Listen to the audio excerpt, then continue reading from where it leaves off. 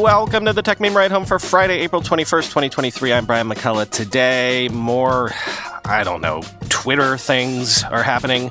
Google is consolidating its AI efforts. We now have a hint about what that startup Humane might be creating. The U.S. wants to get a jump start on 6G technology and pour one out for poor BuzzFeed News. Here's what you missed today in the world of tech.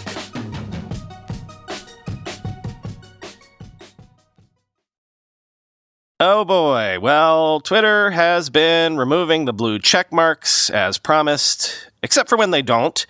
There's a whole list of celebrities like LeBron James who apparently still have the check marks, though a lot of them say they're not paying for it. Twitter apparently offered LeBron and others complimentary subscriptions to keep the blue check. Elon has even tweeted that he's personally paying some subscriptions on behalf of people. But some folks, like the author Stephen King, say they don't want the blue check mark, don't want to pay for it, and are requesting that the check mark come down because they don't want to be associated with it. Other people are pointing out that their blue check marks have come down, but when they did, never once did Twitter email them and be like, hey, we're taking away your blue check mark. Would you maybe like to pay for it? Here's a link to sign up. Like, there's apparently been no solicitation attempts on Twitter's behalf, which is weird if this is, in theory, an attempt to make a new revenue stream, right? Also, the confusion this is causing is already beginning. There are dueling official accounts for the city of New York, I believe. And are you aware of the recent civil war that broke out last week in Sudan? Well, a fake Twitter account with a blue checkmark for Sudan's Rapid Support Forces is apparently wrongly claiming RSF leader Hemedti died. RSF's real account lost its checkmark recently. And if all that wasn't enough, and you can hear the fatigue in my voice as I attempt to sum all that up for you, TechCrunch has seen an email where Twitter has apparently told advertisers that they must have, quote, a verified checkmark or subscribe to either Twitter Blue or verified organizations to keep running ads. That's right. According to this, you have to pay them for the privilege to pay them to advertise. Quote, several Twitter users, including social media guru Matt Navarra, have posted screenshots of an email reportedly sent by Twitter, which states that starting from April 21st, which is today, of course, verified checkmarks are required to continue running ads on the platform. While Elon Musk has been pushing subscriptions as a core money driver as advertisers fled the platform, it's clear that Twitter still wants and needs advertising dollars. The platform's top advertisers, those spending $1,000 each month, already receive an official gold checkmark gratis, indicating that they are an official business account. There is nothing official yet on Twitter's ads account pages to indicate that only verified accounts will be able to advertise, but there is some sense in requiring verification for advertisers if it reduces spam or deters other bad actors from the platform. However, for this to be properly effective, it would surely need rigorous vetting beyond requiring a credit card and phone number, while the $8 monthly fee is not a major deterrent in itself. Moving forward, it seems that anyone wanting to post an ad or promote a tweet will have to cough up $8 a month for Twitter Blue or $1,000 a month to be recognized as a verified organization. One exception here will likely be accounts with a gray checkmark, which are reserved for official government and related accounts such as agencies, embassies, parliaments, and so on. At any rate, it is difficult to see how this move will do anything other than dissuade advertising spend on Twitter. TechCrunch reached out to Twitter for comment, but at the time of writing, we have yet to receive a response aside from the customary poop emoji, of course, end quote.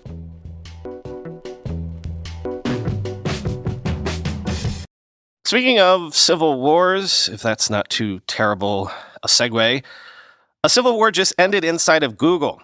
Google has announced the formation of Google DeepMind, a unit which will combine Google's DeepMind team and Google Research's Brain team, to be led by DeepMind co-founder Demis Hassabis as its CEO, quoting the Wall Street Journal. Jeff Dean, the previous head of Google Research overseeing the Brain team, will move to a new role as chief scientist. Google said he would lead the company's, quote, most critical and strategic technical projects related to AI, including a new series of powerful AI programs. Combining all this talent into one focused team backed by the computational resources of Google will significantly accelerate our progress in AI, Google CEO Sundar Pichai said Thursday in a blog post. The merger will mark a dramatic shift in the way Google's AI researchers work together, given the distinct cultures of Brain and DeepMind, said Christopher Manning, director of the Stanford Artificial Intelligence Laboratory. Strategically, merging seems sensible, Mr. Manning said. Tactically, it will be hard to manage the organization and cultural change, end quote. In 2021, DeepMind told staff that Google had called off talks about giving the group more autonomy from its parent company, the Journal reported. Alphabet said in February it would begin reporting DeepMind as part of its corporate costs, rather than a separate group of companies called Other Bets. DeepMind brought in $1.7 billion of revenue from research and development work performed for Alphabet in 2021, according to corporate filings in the UK, where the team is based. The new AI group will be housed under Google rather than Other Bets, the company said. No layoffs were planned as part of the reorganization, end quote. As friend of the show, Noah Smith, tweeted, facing unprecedented tweets from non-Google entities, Google will ally with Google.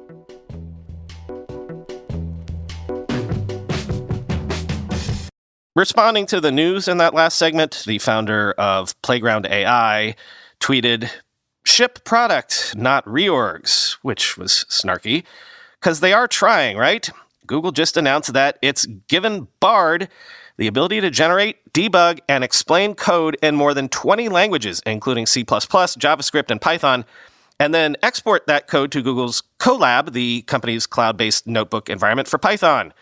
Quoting Engadget, aside from being able to generate code, Bard can now provide explanations for snippets of code. It could be especially useful if you've only just started learning programming, since it will show you why a particular block has the output that it has. And yes, Bard can now also help you debug code that isn't quite working like you want it to. Google admits that at this point, Bard might spit out code that, quote, doesn't produce the expected output or code that's incomplete. The tech giant advises double-checking and testing its responses first. In fact, Bard can debug its own output if you find that it's returning an error. Just type in, this code didn't work, please fix it. Finally, if you're not a programming beginner but still need a bit of help, you can ask the chatbot to optimize your code by making it faster or more efficient.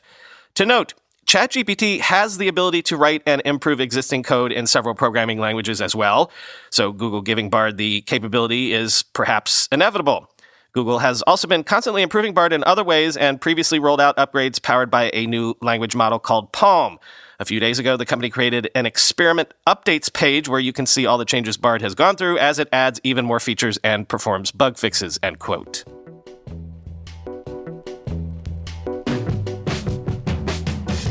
Well, it's never too early, I guess. The White House has apparently begun meeting with corporate, government, and academic experts to begin developing strategies for 6G, as the U.S. seeks to build an early lead over China, quoting the Wall Street Journal. The next generation of telecom is still years away from deployment, but it could pave the way for global internet access still unavailable with the current 5G standard, which makes smartphone downloads and wireless hotspot connections faster. Expanding access to the internet has been a priority for the Biden administration as part of its infrastructure initiatives.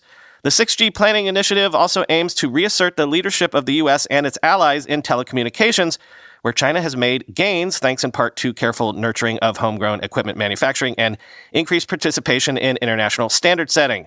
An administration official acknowledged that China used 5G effectively to advance its economic and national security goals, such as gaining global market share over the West for its telecom manufacturing companies, including Huawei Technologies. China really prioritized its telecom sector, and I think we may not have, a senior administration official said in a press call Thursday.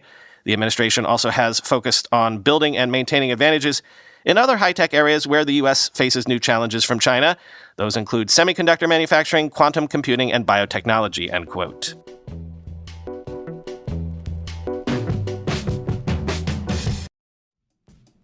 All week, I've been using Grammarly to write this show, as I've told you, and all week, I've been telling you should be using Grammarly in your work, no matter what that work is.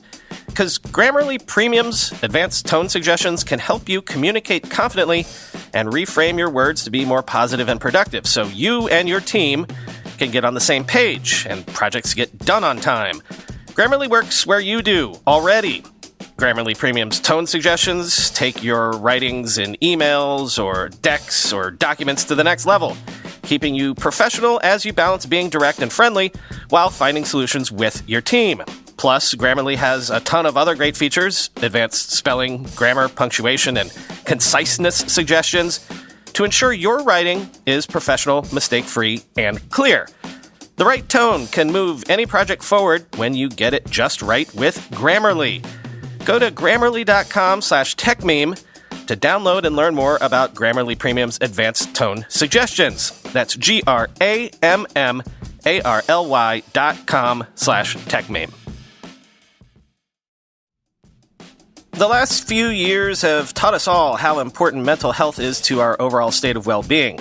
Let me tell you, I turned to therapy and meditation several times over the last 3 years, especially, and I actually turned to Headspace specifically to help with that second part. Headspace helps improve mental health through guided meditations, mindfulness practices, breathing, and calming exercises, and so much more. These tools can help reduce anxiety, boost your mood, and help you sleep better. Headspace combines scientifically proven benefits of meditation and mindfulness with modern practices through their experienced meditation teachers, with customized, personalized approaches to help you navigate through all of life's big moments, actually moments big and small. Headspace has helped me and more than 100 million people worldwide. They can help you too. Listen up, you do not want to miss this. I've arranged for something special. For a limited time, all of you can try Headspace free for 30 days by going to headspace.com/ride30day. You won't find this offer anywhere else. You must use my link, HEADSPACE.com/ride30day to unlock all of Headspace free for 30 days. This is not something they normally do. Headspace.com/ride30day. And speaking about hopefully seeing a product ship at some point, Humane is a company I believe we've talked about before. It was founded by two former Apple product and design gurus, Bethany Bongiorno and Imran Chowdhury. Their startup, Humane, has raised $230 million in total, $100 million as recently as, I believe, March, to create, well, something. We don't exactly know yet, but we've heard it's a consumer hardware product that does something with AI. Well, apparently, at the TED conference yesterday, Humane co-founder Chowdhury demoed an AI-powered wearable with a projected display that does not need a nearby phone and uses voice and gestures for input. Quoting The Verge, "Thanks to the presentation, we now have at least some idea of what the device might be able to do and how it might go about doing it without a traditional touchscreen interface. During the presentation, Chowdhury wears the device in his breast pocket, tapping it in lieu of a wake word, and then issuing voice commands like you would with an Amazon Echo smart speaker. Axios notes that the device also supports gesture commands. Imagine this, you've been in meetings all day and you just want a summary of what you've missed, Chowdhury says before tapping the device and asking to be caught up. In response, the device offers a summary of emails, calendar invites, and messages. It's unclear exactly where the wearable is pulling this information from, given Chowdhury's comments about not needing a paired smartphone, so presumably it's connected to cloud-based services. In addition to spoken responses, the device is also able to project a screen onto nearby surfaces.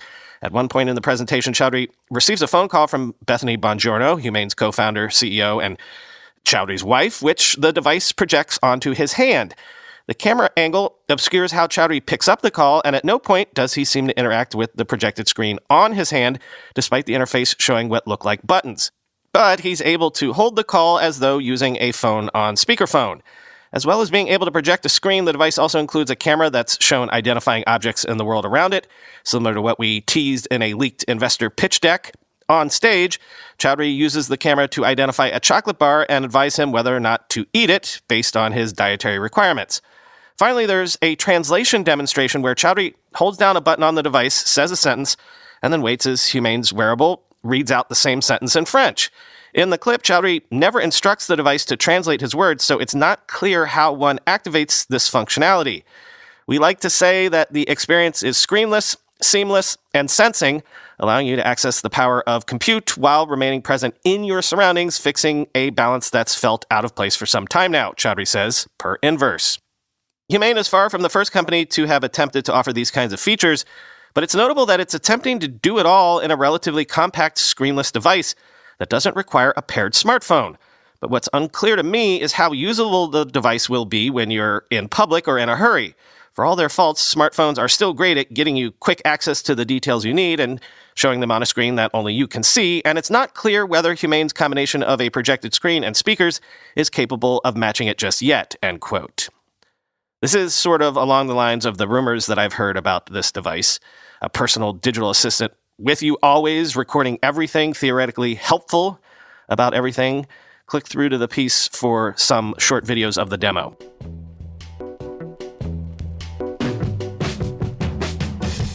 finally today, no long reads for you this week because, catching up from travel last week, I just didn't have time to collect enough worth sharing. Plus, there was just too much news today. And also, I wanted to make sure to end by pouring one out for a venue we will no longer be able to quote from on this show.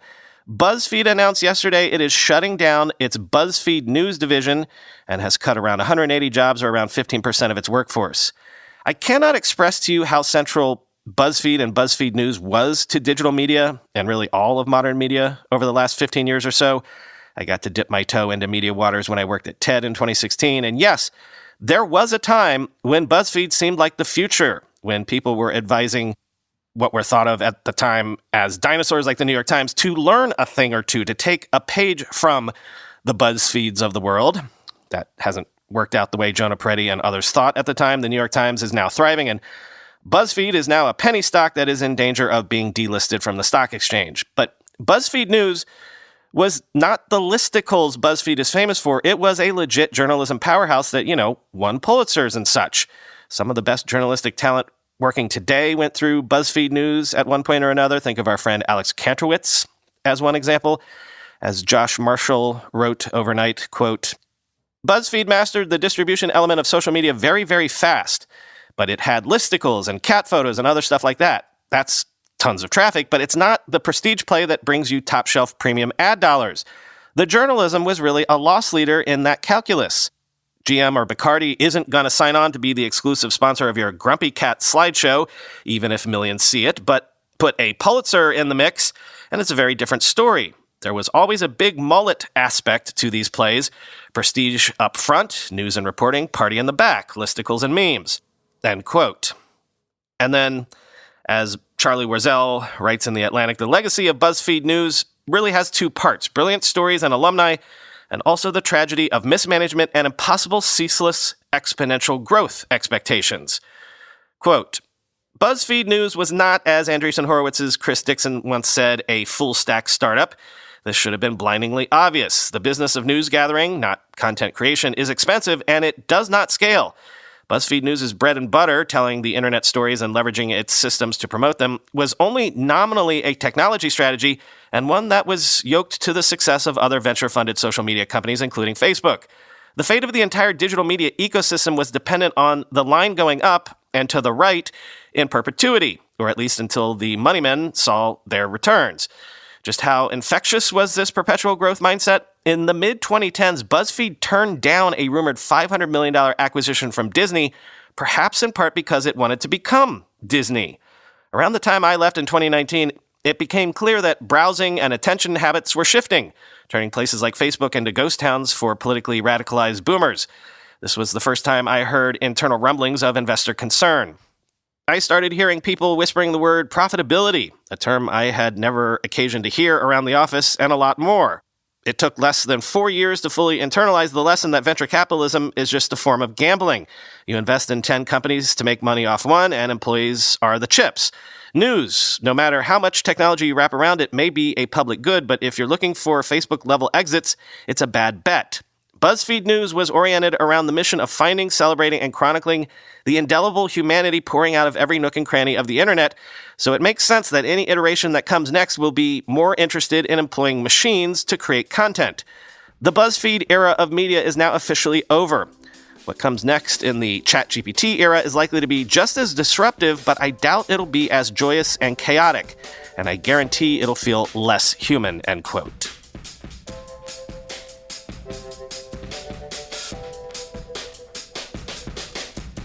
Speaking of my time at TED, some of you know I had a residency there when I was working on my book and the Internet History podcast.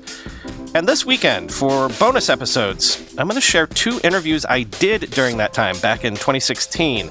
I'll tell you why. I was talking to somebody this week who was raving about the All In podcast, and they were like, where did these guys come from? How is it that they're suddenly the main characters in the tech world?